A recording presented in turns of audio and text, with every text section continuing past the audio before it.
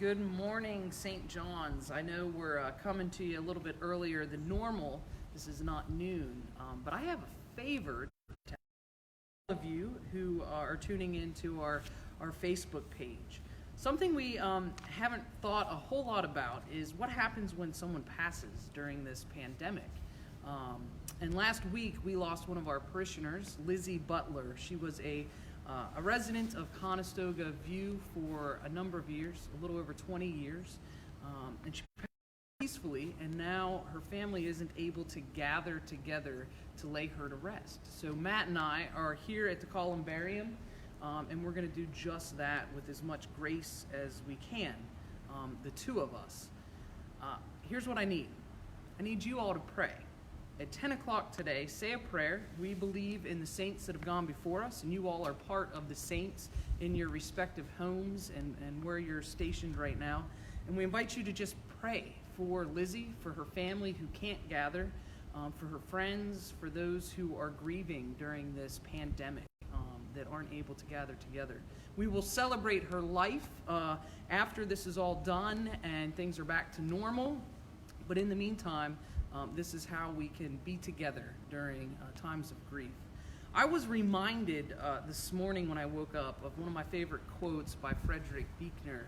It goes something like this: "Don't period where God intends to put a comma." In other words, death is not the end. Death is an interruption, a transition, a pause into something else. This pandemic, there is no period after this. It is a comma. We will have life after this. Life will look different, but it'll be life nonetheless. We have to remember that we worship a God who breathes new life into us all the time.